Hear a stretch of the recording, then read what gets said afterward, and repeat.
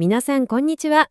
今回の専門解説では、台湾のちょっと複雑な化粧品法規、特に PIF 製品情報ファイルのコンプライアンスについてがっつり紐解いていきます。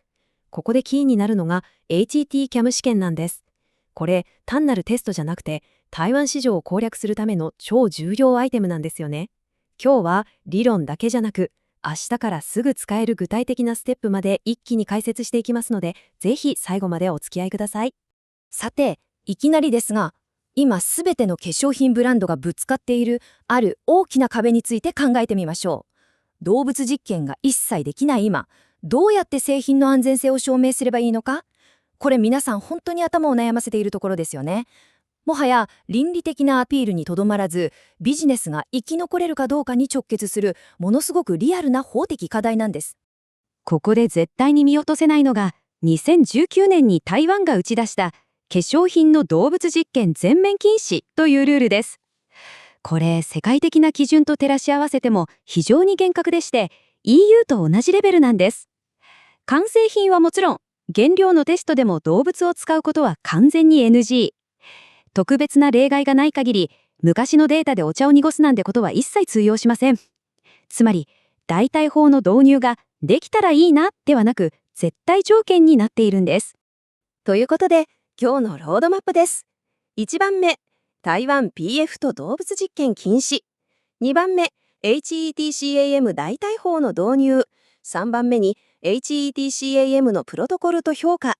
最後に4番目、安全性報告書への記載。この流れでサクサク進めていきますね。では早速、セクション1、台湾 PF と動物実験禁止に入っていきましょう。現在の台湾の化粧品衛生安全管理法、これ本当に厳しいんです。PMIF の提出が義務化されているんですが、そこに入れる安全性データは 100% 動物を使わない代替試験法から取ったものじゃないとダメなんですね。これって要するに、ブランド側は OECD のような国際機関が認めた代替法に今すぐシフトしなきゃいけないってことなんです。妥協の余地はゼロです。では、どうすればいいのか。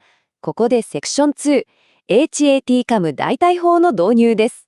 さあ、私たちの正種種の登場です。それが HET-CAM 試験。日本語だと、鶏卵小尿膜試験って少し硬い名前なんですが、要は有精卵、つまり卵の膜を使って化粧品成分のがん刺激性をチェックする方法なんです。これの何がすごいって、卵の膜というものすごく身近で精巧な構造を使って、昔ウサギを使ってやっていたようなテストの代わりになる。めちゃくちゃ正確なデータが取れるんです。科学的にしっかり裏付けられた本当に画期的な代替法なんですよ。しかもこれ、適当なテストなんかじゃありません。ここすごく重要なんですが、OECD の資料や米国の ICCBAM といった国際的な機関が一貫して信頼できるデータ収集のために、この HET-CAM 試験のプロトコルを強く推奨しているんです。公的機関、特に OECD がベースとするメソッドを最優先で使うってことは、厳しい監査をパスするための最も確実な、いわばゴールデンチケットなんですよね。じゃあ実際どうやるのということで、セクション3、HET-CAM のプロトコルと評価を見ていきましょう。プロトコルには大きく分けて2つの分析アプローチがあります。1つ目が前向きな研究で使って細かい時間の経過をじっくり追っていく ISA 分析法。そして2つ目が決まった時間ポイントを使って後ろ向きに分析する ISB 分析法です。なんだか難しそうに聞こえるかもしれませんが、要は何をどう評価したいかに合わせて、この2つのツールを賢く使い分けるってことなんです。実際の操作フローは実はすごくシンプルで体系的です。まずステップ1、調べたい成分や製品を卵の膜に直接ポンと乗せます。次にステップ2、顕微鏡を除いて充血してないかな、出血はないかなといった血管のリアクションをじっくり観察します。そして最後のステップ3、OECD が指示する基準などに従って決まった時間での反応から刺激スコアをバシッと計算します。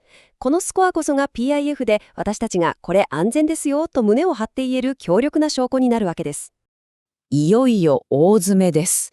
セクション4、安全性報告書への記載。せっかくのデータをどう生かすかですね。規制クリアの最後の関門、それはこの HET-CAM のデータを PIF のパート B、つまり化粧品製品安全性評価のパートにカチッと組み込むことです。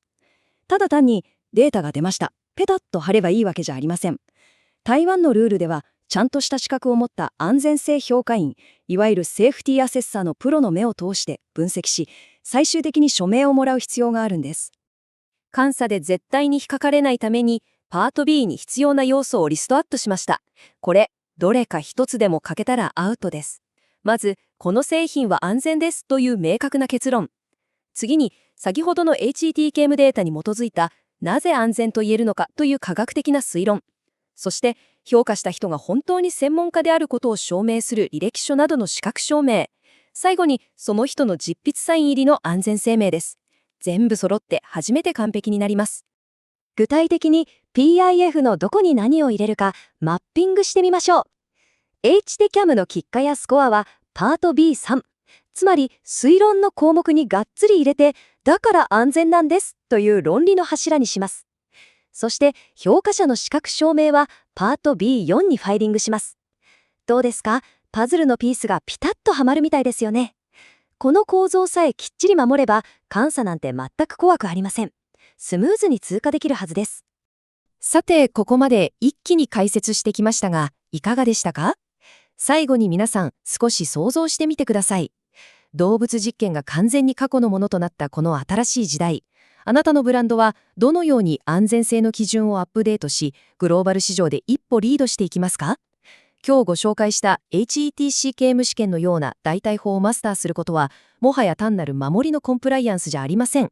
ブランドの透明性と信頼性を爆発的に高める最高の攻めの戦略なんです。ぜひ今日お話しした知識を皆さんのビジネスの力に変えてくださいね。